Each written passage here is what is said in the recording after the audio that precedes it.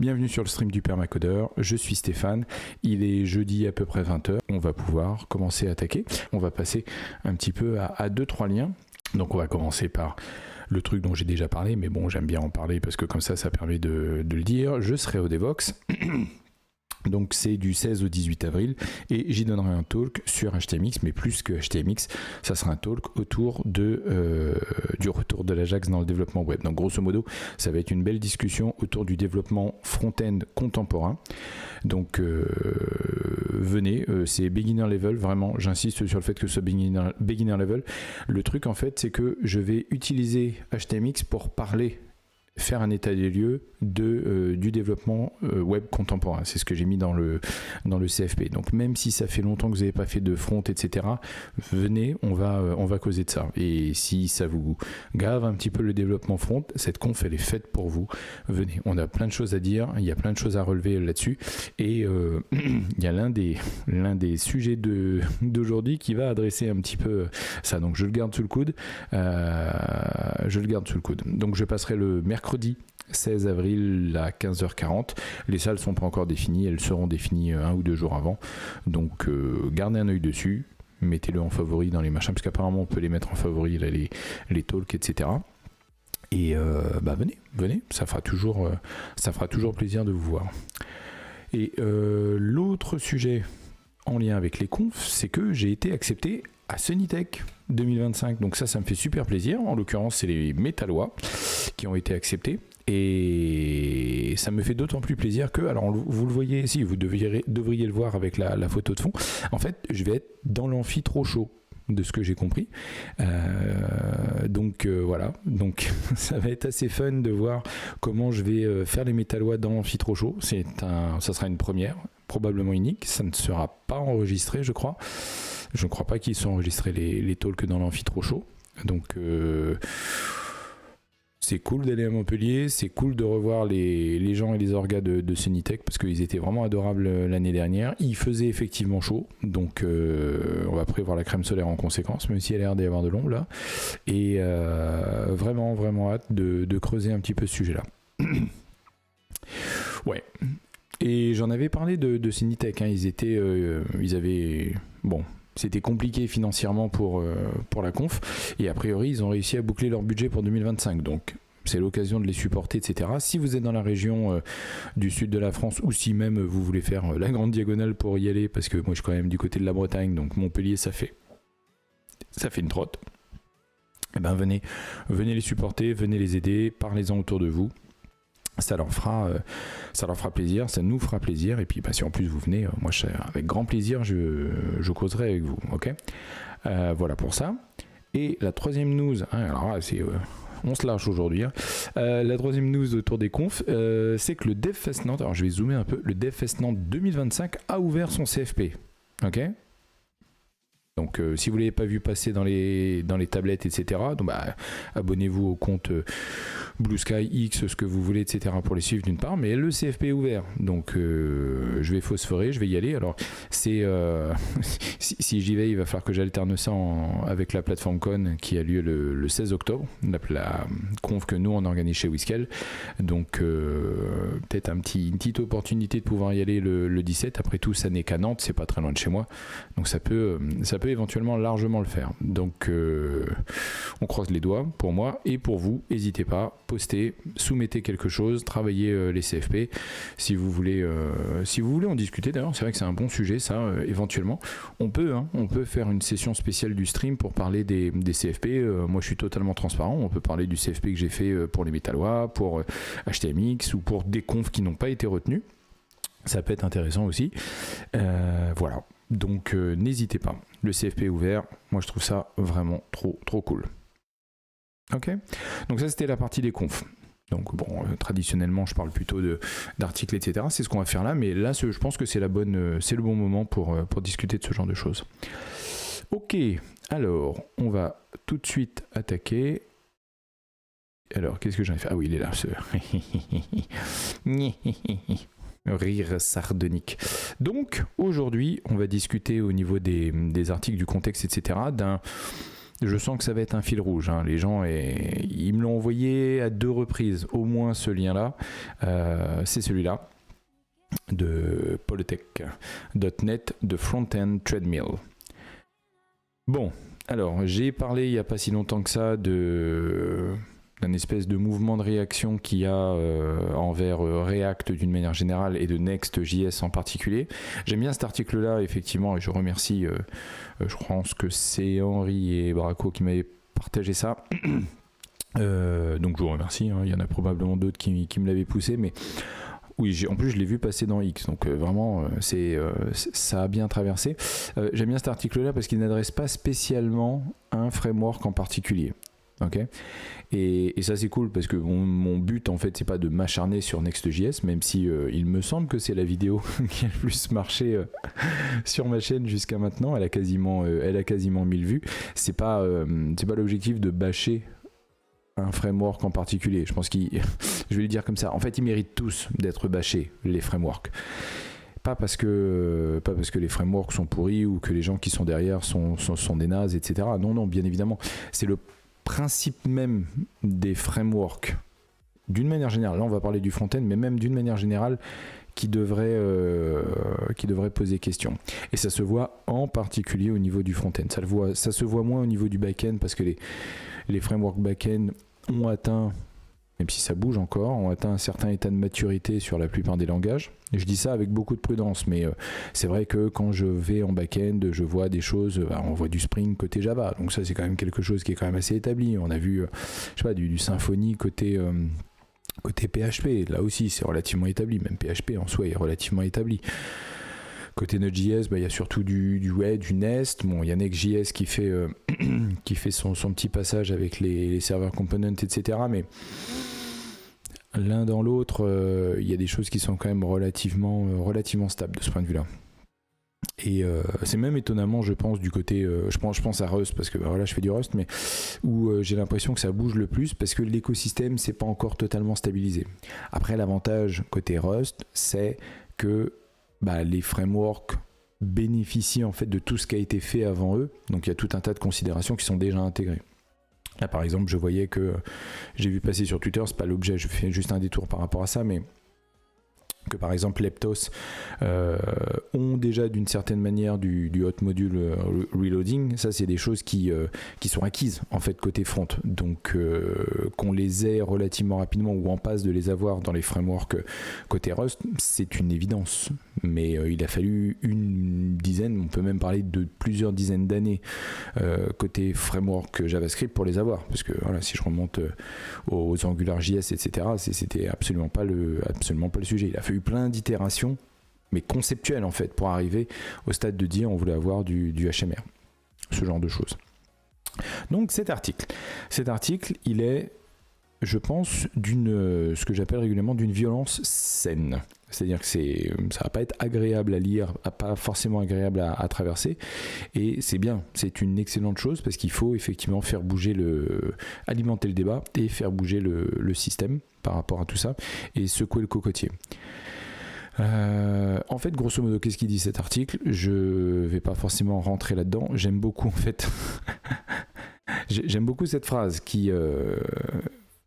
sur laquelle il insiste. I will die on this hill. Grosso modo, if you are building a product that you hope has longevity, si vous envisagez de construire un produit qui aura une certaine longévité, enfin qui va durer dans le temps, your front-end framework is the least interesting technical decision for you to make. Ouais, voilà. Donc effectivement, le front-end, c'est...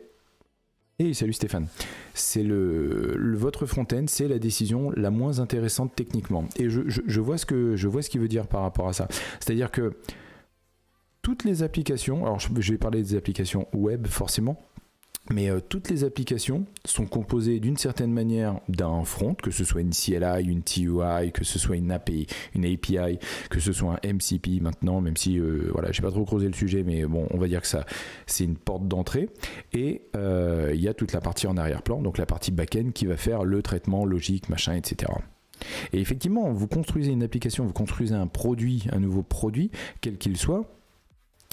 c'est pas le front en fait le plus important. C'est vrai que c'est curieux à dire comme ça. Ça va être toute la fonctionnalité qu'on apporte derrière. Si votre front n'est qu'un front et que la partie logique derrière est extrêmement légère, en fait vous n'avez pas de moat comme ils disent, vous n'avez pas de douve autour de votre château fort. En fait, n'importe qui peut vous déplacer puisqu'en fait vous n'apportez pas vraiment de valeur. Je dis ça avec beaucoup de prudence parce qu'on fait énormément de choses avec les fronts maintenant et c'est une des perversions de la chose je trouve, où on a essayé de rendre flou cette histoire de limite entre le front-end et le back-end et donc on se retrouve avec des fronts des fois extrêmement gros, avec des back-end extrêmement légers qui font que du passe-plat de JSON quand on a de la chance et donc ça justifierait de passer du temps sur le front-end, mais en fait non, c'est des faux front-end, c'est des front-end qui ont pris tout un tas de compétences depuis le back-end sans forcément que ce soit très justifié, on va en parler après, et on se retrouve avec des fronts et la partie purement front, la partie purement de présentation, finalement n'a pas vraiment d'importance. Et effectivement, dit comme ça, c'est un peu contre-intuitif parce qu'on se dit bah oui, mais c'est le truc que les gens y touchent, etc. Bah oui, mais en fait les gens y touchent, c'est très bien qu'ils y touchent.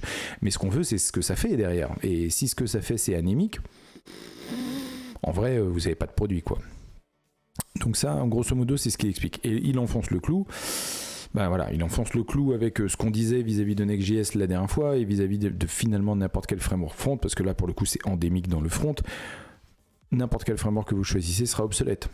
À part certaines exceptions, je pense notamment à HTMX en l'occurrence, parce que le principe de base d'HTMX, c'est de faire sa conception sur la base de la non-obsolescence, enfin du moins d'être le moins obsolète possible en se rapprochant le plus possible d'HTML. Mais le truc, c'est que les autres frameworks sont par définition dans une course à l'obsolescence. C'est l'obsolescence programmée involontaire, moi j'appelle ça.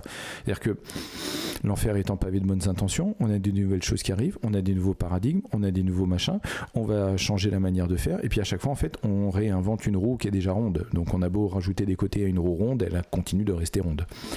Non pas que les nouvelles évolutions elles soient forcément inutiles, mais le truc c'est que l'intégration dans les paradigmes, a priori avec les frameworks, ça nécessite des choses totalement nouvelles.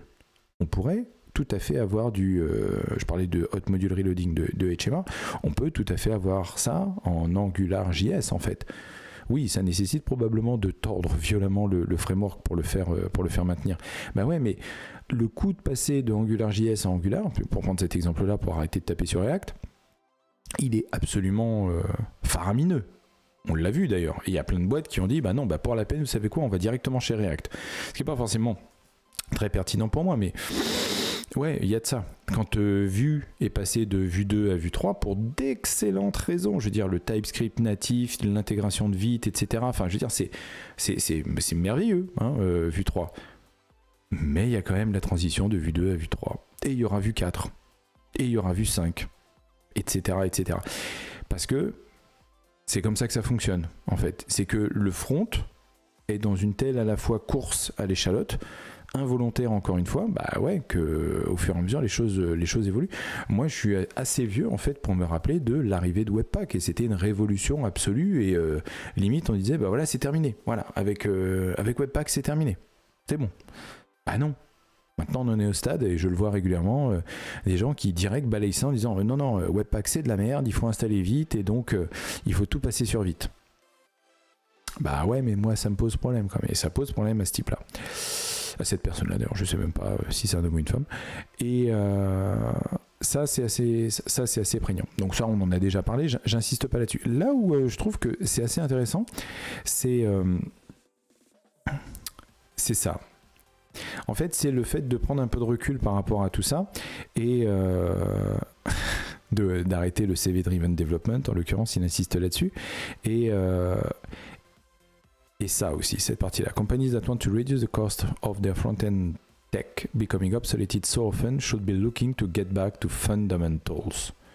Et ça dit quelque chose effectivement. C'est que on a, et c'est marrant parce que j'ai vu un post justement passer sur LinkedIn de Il se reconnaîtra qui parlait justement de ça, et c'était au niveau des CTO qui disait ça.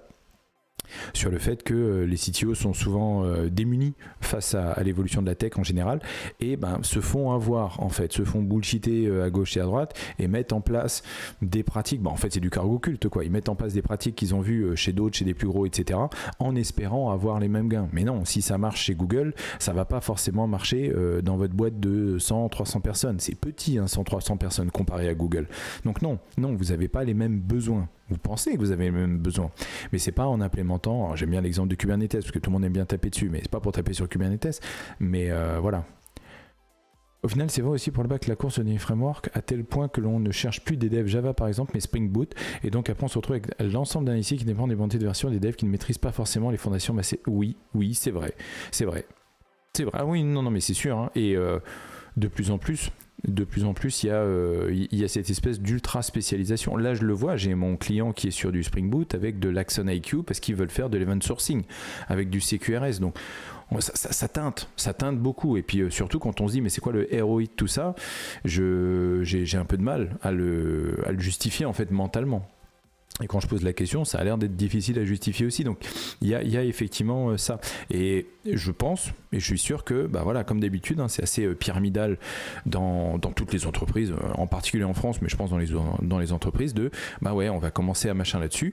Et puis on se dit, en fait, qu'est-ce qui marche dans le front? C'est du React. Je l'ai vu, ça, sans balancer. J'ai vu un CTO qui disait, c'est plus facile de recruter des devs React qu'Angular, donc on va passer sur React. Je trouve ça délirant, mais vraiment délirant, de pouvoir ne serait-ce que penser ça au niveau d'un CTO, au niveau d'un junior, d'un machin, même d'un tech lead, etc. Bon, voilà, il y en a qui sont assez cintrés, on l'a toujours été, je pense que je le suis aussi un peu sur certains sujets, mais le fait de dire ça au niveau d'un CTO qui est plutôt censé tracer un sillon dans le temps, c'est compliqué, parce qu'on dit qu'on va embaucher des devs React, mais si après tout le monde commence à dire que, j'en sais rien, Next.js c'est de l'Adobe et qu'il faut passer à Vue, par exemple, on va en faire quoi de ces gens-là? On va dire, vous dégagez, on va embaucher des devs Vue. Non. En fait, que ce soit React, Angular, Vue, etc. Et pareil, effectivement, côté Java, back-end, entre Spring Boot et puis les autres que j'oublie. Non, en fait, on est des devs. Ça, c'est ce que je dis dans la conf HTMX. Hein. Donc, je vous spoil un peu ça, mais en fait, en vrai, on s'en fout. L'idée, c'est on a des problèmes à résoudre, on a de la valeur à délivrer. Après, comment on délivre cette valeur de la manière la plus efficace possible ? Il n'y a pas de réponse toute faite. Et c'est facile de chercher ce silver bullet. Voilà, c'était ça qu'il y avait notamment dans le post. Ça sert à rien. Par contre, travailler les fondamentaux, qu'est-ce que c'est que le web, qu'est-ce que c'est que HTML, qu'est-ce que c'est que le protocole HTTP. On fait des choses formidables avec l'HTTP, sans parler de HTTP 2 ou 3, juste HTTP. Les entêtes, les machins, les réponses, on fait déjà des choses extraordinaires. C'est ce que j'essaye de démontrer avec HTMX notamment. Mais parce qu'on revient aux fondamentaux. Pareil, je vois maintenant de plus en plus, je vais faire un aparté là-dessus, mais je vois de plus en plus cette espèce de schisme entre Tailwind et le CSS basique. Non, je suis désolé, il faut connaître les deux. Ça paraît délirant comme ça. Mais non, tu vas avoir des gens qui vont se focaliser, dire non, moi je fais que du Tailwind parce que CSS c'est de la merde, je veux pouvoir modifier directement dans mon machin, et puis avoir mon truc, et puis avoir mon bidule, et puis comme ça je suis bien. Ouais, mais t'es devenu un dev Tailwind, ok, c'est très bien. Qu'est-ce qui se passe quand on passera de Tailwind à autre chose? Ou qu'est-ce qui se passe quand tu passeras de Tailwind à autre chose? Voilà, des gens qui vont faire, qui faisaient déjà du BEM, du Block Element Modifier, pour ceux qui s'en souviennent, ça a toujours fonctionné le BEM. Sans vouloir faire l'ancien, c'est effectivement la course à la simplicité, la rapidité, à la HEP. Au final, on fait vite sans vite envie. Mais bon, on va dire que c'est parce que je suis... Non, c'est pas question d'être vieux. En fait, je pense que nous, on a un recul. Je pense qu'on a un recul par rapport à tout ça, qui est sain en fait, parce qu'on s'est tapé, toi comme moi, on s'est tapé les versions, les machins, le fait de changer, de jumper à gauche et à droite, et d'avoir cette charge cognitive à traîner. En fait, c'est ça, on se traîne une charge cognitive. Moi, je sais configurer un testing module dans Angular. Est-ce que c'est bien, est-ce que c'est pas bien? Moi, en tout cas, j'ai cette charge cognitive. Voilà, de la même manière que quand je faisais du single file component en Vue, il y avait les hooks, les machins, la manière dont ça fonctionnait, c'était quelque chose de custom. Et en plus, j'avais configuré mon NeoVim pour qu'il fasse du SFC. Donc, même les outils, en fait, derrière, nous conditionnent par rapport à ça. Et moi, je pense que c'est un problème. C'est pour ça que j'ai cette espèce de mouvement de réaction qu'on pourrait considérer comme un mouvement de vieux con, etc. C'est vrai que moi, j'arrive et puis je dis, ben non, moi, IntelliJ, j'en ai rien à cirer, quoi. Moi, j'utilise NeoVim. Si votre stack technique, entre guillemets, n'est pas compatible avec NeoVim, c'est jamais le cas, mais en tout cas, que vous êtes tellement barré, que vous faites tout dans IntelliJ et que moi, en fait, je ne comprends pas ce que vous faites parce que vous avez tout fait dans IntelliJ ou dans VS Code, je ne sais pas lire un ni deux. Pour moi, c'est un vrai problème parce que qu'est-ce qui se passe quand IntelliJ disparaît? Voilà. Alors bien sûr, ça disparaît pas du jour au lendemain, mais si, ça pourrait en fait. Un gros bug, un machin, où ils disent, comme Docker for Windows, ils disent, bah voilà, du jour au lendemain, bah non, vous devez payer une licence. Bon, a priori, ils n'envoient pas des procès à gauche à droite, mais ils pourraient, ou ils pourraient désactiver la ligne de commande, enfin... Et donc oui, passer de Docker for Desktop à Rancher ou à Podman, etc., c'est pas trivial, c'est pas isopérimètre, c'est pas la même chose. Et donc c'est un coût, et c'est un coût que vous pouvez peut-être pas vous permettre parce que vous êtes en train de livrer. Ou fait x10 sur la licence, les histoires de licence, on a vu ça, bien sûr, ouais, non, mais clairement. Donc c'est ça. It should be looking to get back to fundamentals. Donc... la seule fois où j'ai vraiment fait du front, j'ai passé des semaines à mettre en place AngularJS pour apprendre 2 semaines après qu'il fallait passer en Angular 2. Tu te sens bien passé à la défense après.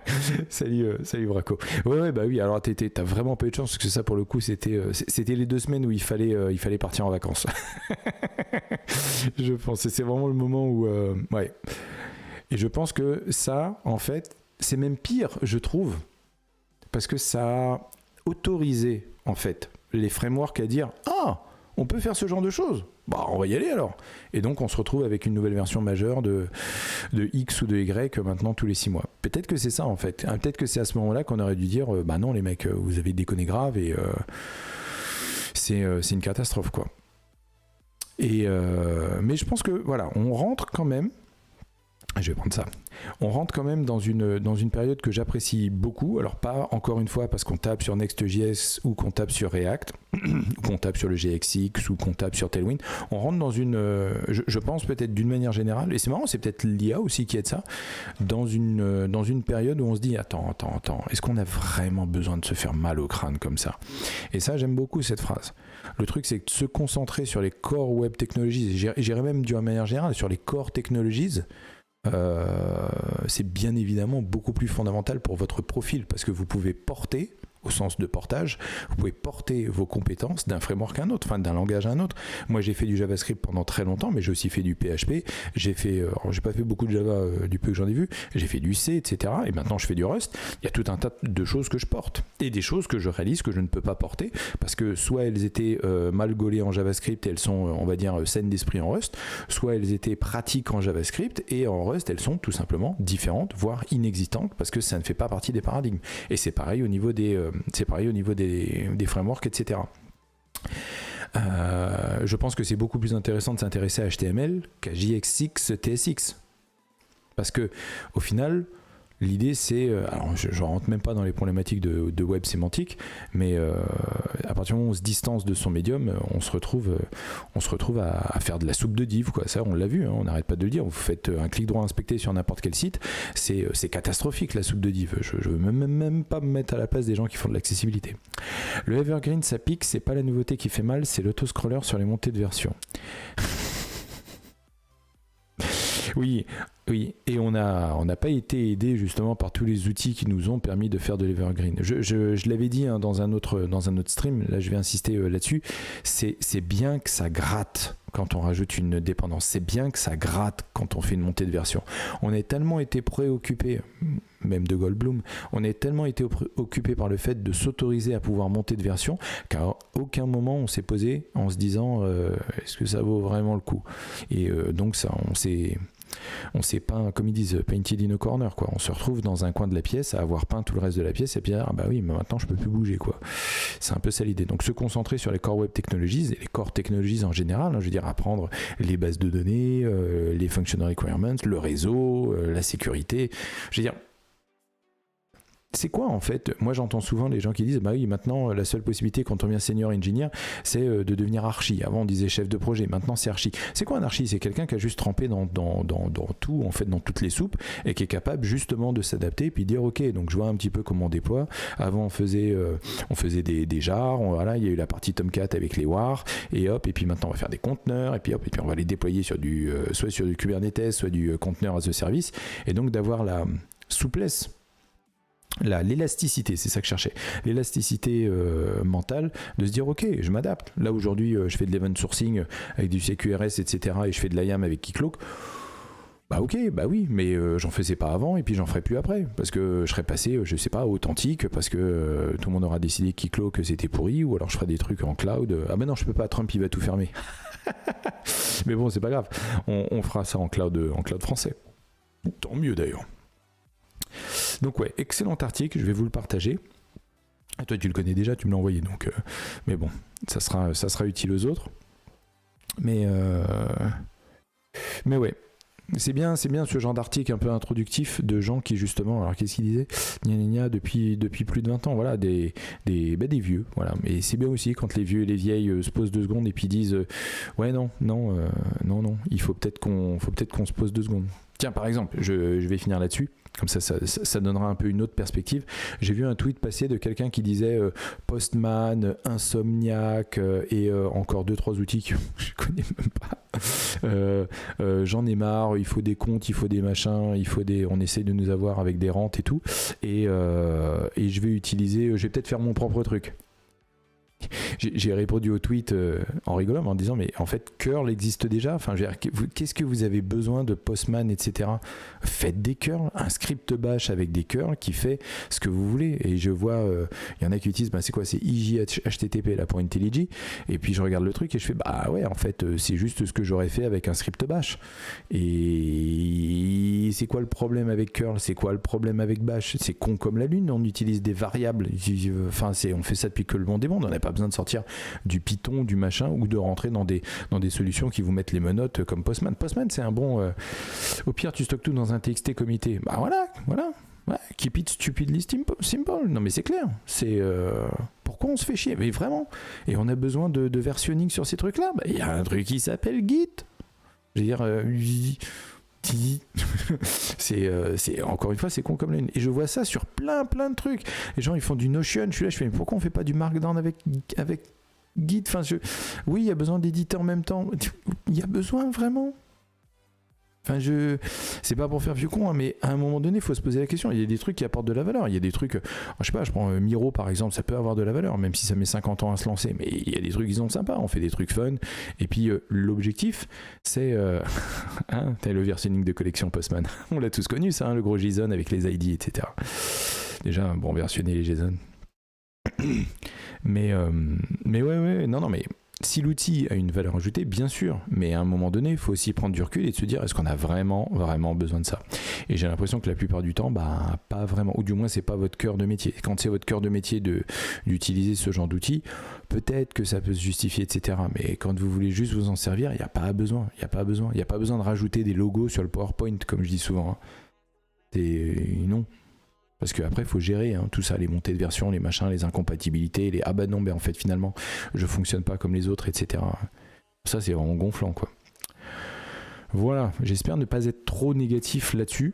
Je suis comme cette personne en fait. Moi, je suis effectivement bullish sur le web. Il y a plein de trucs qu'on peut faire maintenant. On peut les faire à partir de d'autres langages que ceux qu'on connaissait, que ce soit PHP, JavaScript ou Rust ou etc. Donc, il y a moyen de faire. Je suis très confiant sur le fait qu'on va arriver à un moment donné à faire converger, que ce soit le web, le mobile, etc. Il y a ce qu'il faut. Il faut qu'on avance et beaucoup d'espoir pour la suite. Ok? Bon. Eh ben, je vais vous laisser là, YouTube. À la prochaine.